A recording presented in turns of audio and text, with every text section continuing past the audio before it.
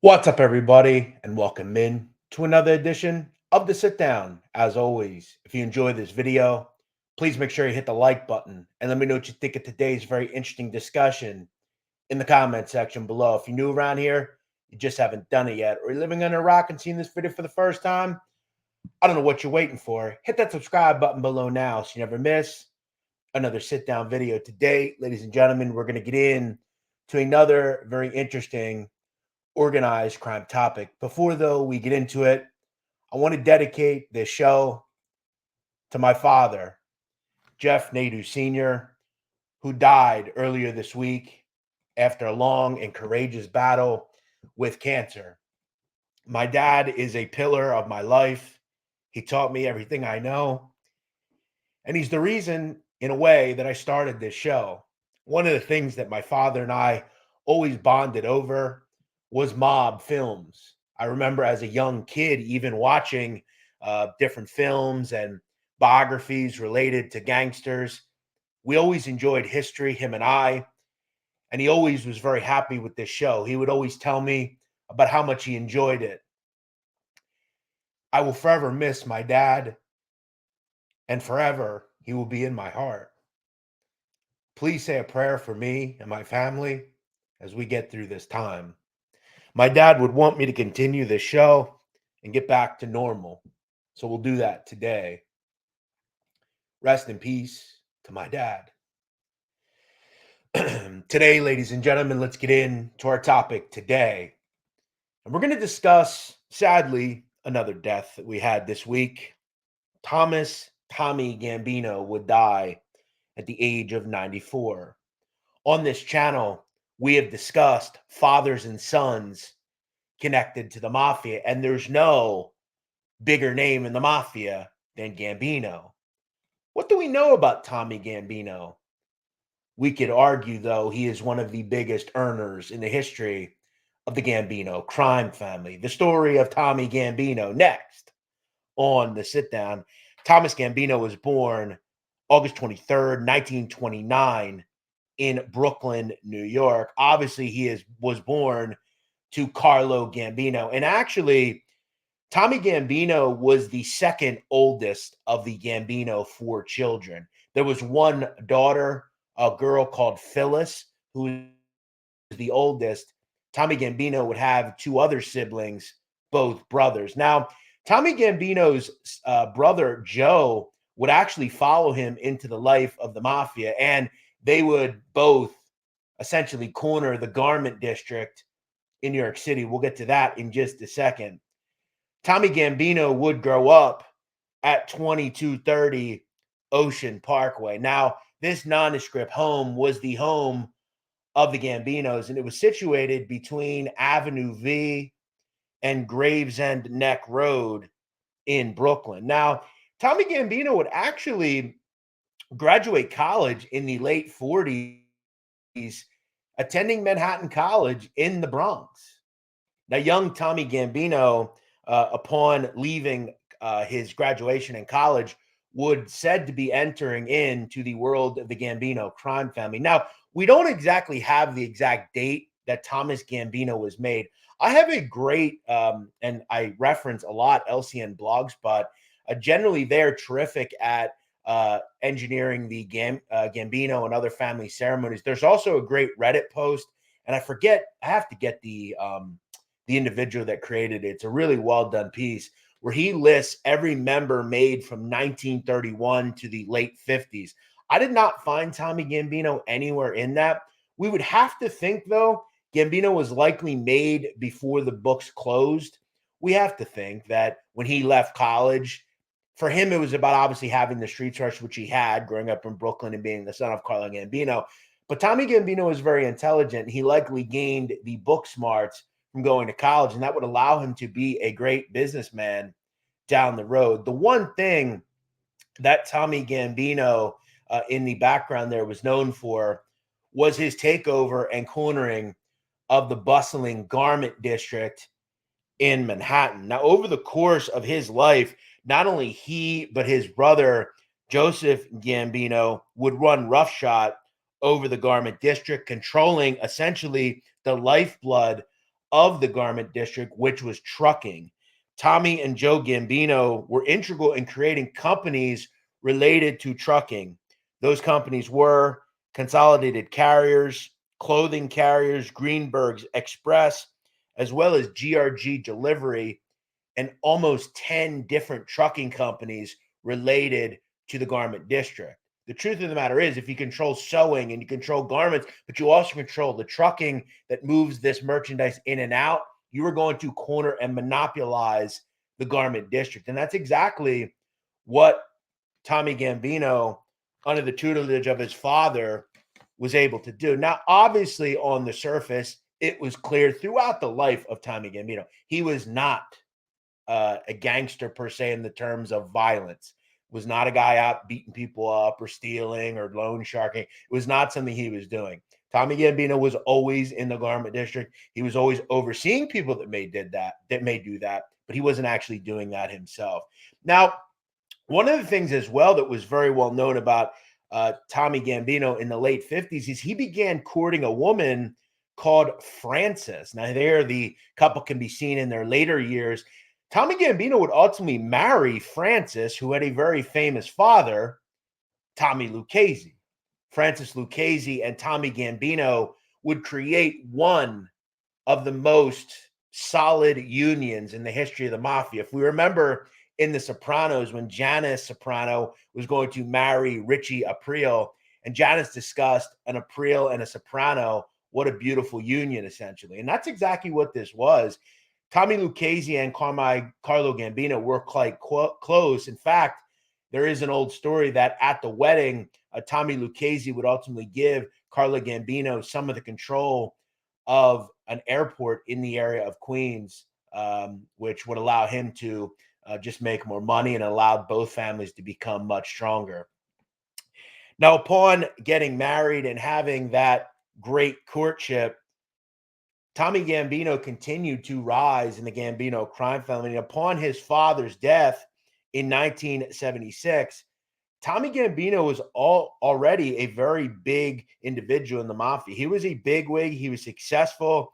He had a lot of high-level operations, and he was making millions and millions of dollars in the garment district. Now, the garment district was huge in the 60s and into the 70s. Now, the dwindling garment district would be ultimately kind of really low level by the 90s or late 80s, and it had been cut in half essentially, but it was still formidable. And the Gambino family was making money in the garment district well into the 80s. Tommy Gambino ultimately cornered the garment district, similar to the way fellow Gambino member James Jimmy Brown Failure did in the garbage business. If you did garbage in Manhattan and in New York in the 80s, you were dealing with Jimmy Brown. He made millions and millions of dollars for the family. And upon taking the family over, when people like John Gotti came in control, they had to respect people like Tommy Gambino and Jimmy Brown Failure. They had to make sure those guys were ultimately very happy. Now, upon John Gotti taking the family over in 1985, you would think that Tommy Gambino, who was related to Paul Castellano, would kick up hay, but he ultimately kind of just went right with the program. And John Gotti, it always seemed like he had a bit of an affinity for Tommy Gambino, and how couldn't he? He was making a ton of money and always seemed to want to protect Tommy Gambino. And that was evident in some of the conversations that we'll get into that John Gotti would have. Tommy Gambino was a capo and had been a capo for a long period of time.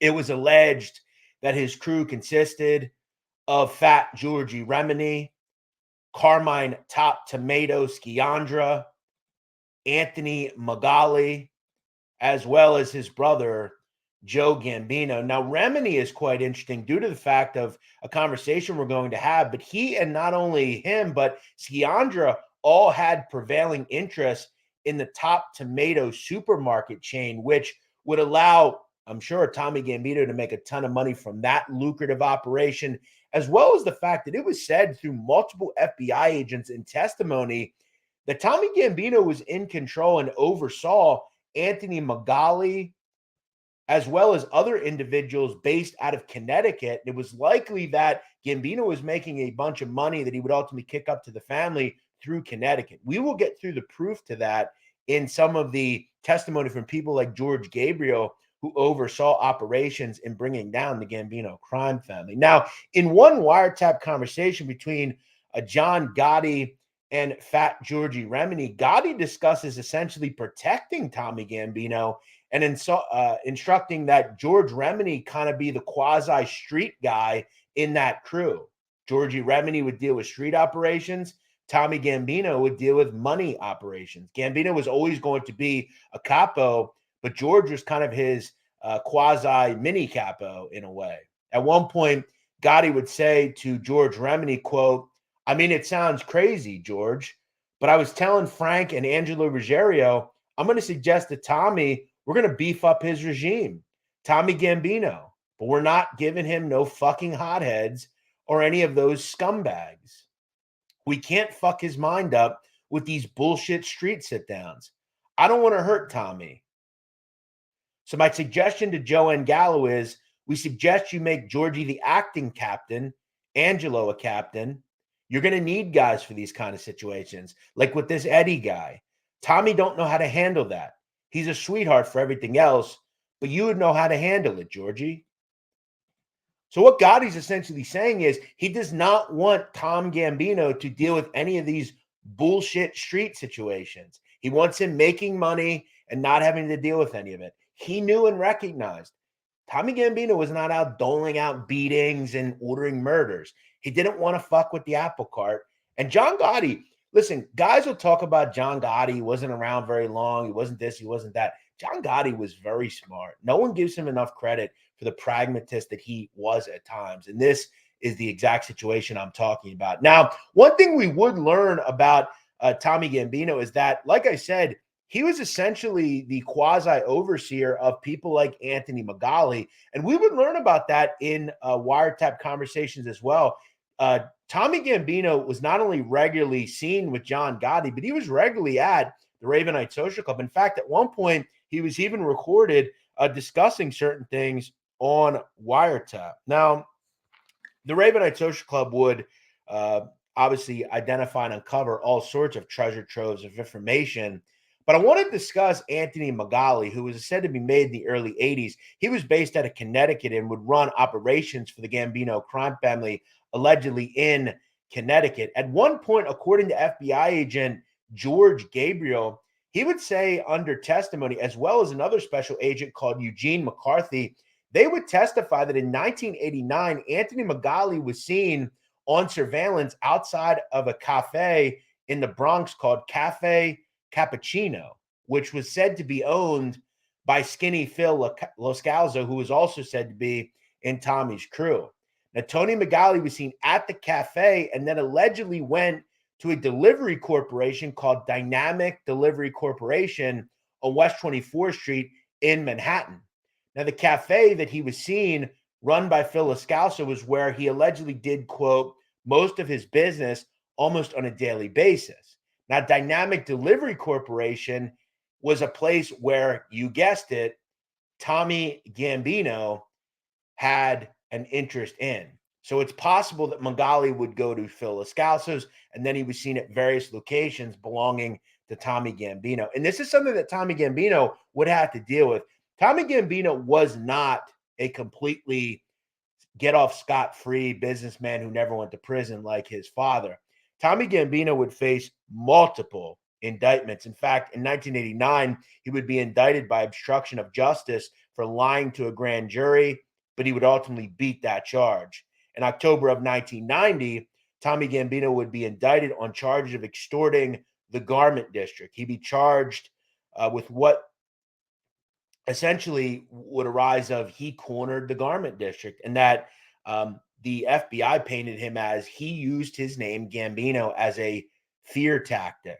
And that's something we would learn from the individual that prosecuted Tommy Gambino, disgraced Attorney General, as well as down the road Governor of New York, Eliot Spitzer, who essentially made his career by prosecuting Tommy Gambino and other members of the Gambino crime family. At one point, Eliot Spitzer would say, quote, Tommy Gambino used his name as a, quote, tool of fear and then took it to the bank. Now, in the end, Tommy Gambino was offered a plea in that case. He would be hit with a $12 million fine, as well as he had to leave the garment district, sell all of his businesses as well as equipment. Now, it wouldn't really matter by that point, because by that point in the late 80s, it was estimated that Thomas Gambino was worth in the area of 75 to $100 million. Let me say that again. He was worth close to $100 million. He's one of the most successful people ever associated with the Gambino crime family. It's just that simple. And he completely cornered a market and made a ton of money doing it. Now, by this point, he was a very accomplished businessman. He was a philanthropist. He had donated to medical research and created a medical kind of society, if you will. And we'll get to some of that stuff in a second. The problem is, even though he pled guilty and avoided jail time, he would still have to pay the piper. The government wanted Thomas Gambino to go to prison. Was he a gangster? On paper, he was definitely seen with John Gotti. He went to the Ravenite Social Club. And I just want to put this into perspective. Normal businessmen do not go to the Ravenite Social Club and walk in and talk to John Gotti. It just doesn't work like that. So again, I know a lot of people in the comment section, I am not trying to make it out that Tommy Gambino was this hardcore gangster. He wasn't. But he had to do what other gangsters did. He ran operations that were mafia run operations. I know certain people took offense to some of the stuff I did on Anthony Scotto last week. Listen, Scotto was a great guy, I'm sure. He was a good dude for the community, but he was a gangster. And so was Tommy Gambino. Was he a stone cold killer? No. And most of the things he did were just like any other person. But again, he kicked up to the mafia. He was the son of a very famous gangster. We can't get away from the fact of that. Now, in 1990 and late 1990, Tommy Gambino would actually be arrested alongside John Gotti, Sammy Gravano, and Frank Locascio at the Ravenite Social Club. And it would be the last time Locascio and Gotti would ever see the street again.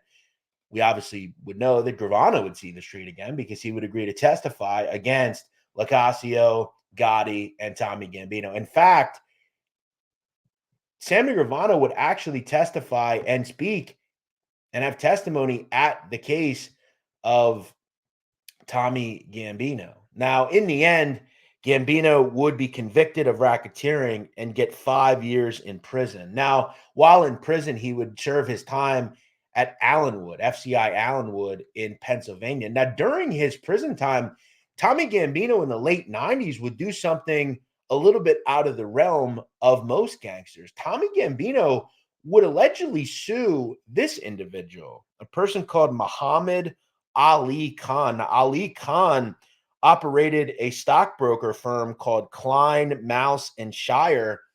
And according to the Gambino family, as far as the Gambino family of Tommy Gambino, not the Mafia family, the actual blood family, they would allege that Muhammad Ali Khan stole in the area of $2 million from Thomas Gambino.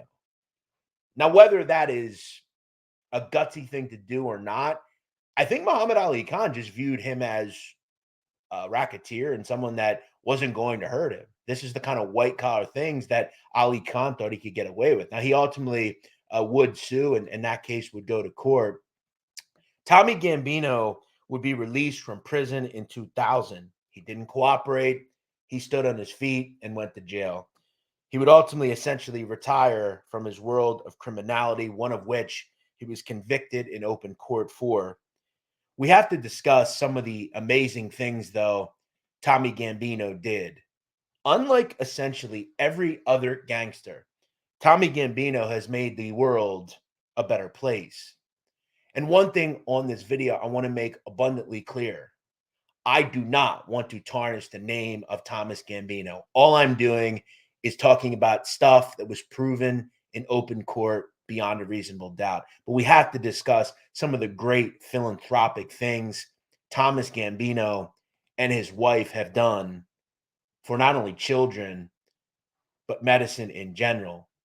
Tommy Gambino would create a foundation called the Gambino Medical and Science Foundation. And according to many people, he would be integral in doing things like creating the first pediatric bone marrow transplant unit, stem cell transplant unit, and a trauma and imaging center in New York. And he had supported important research projects and child life programs. According to Tommy Gambino, the foundation was committed to supporting superior care of children.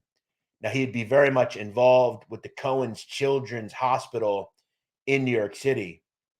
For his 90th birthday, he would be honored by Cohen's, and he can be seen here in his later years.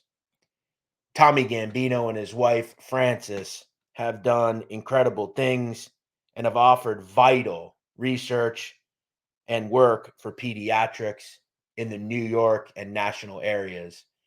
He is a prize, and very few people have done the things that Tommy Gambino has done for medical research. Was he a gangster at some point? Sure. Did he do things that were illegal? Sure.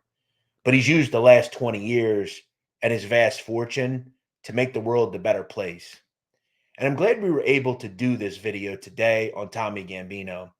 Gambino and his family would once say that their goal was to help find a cure for cancer. My father died from cancer just days ago, one day after Tommy Gambino. So it was important for me to do this.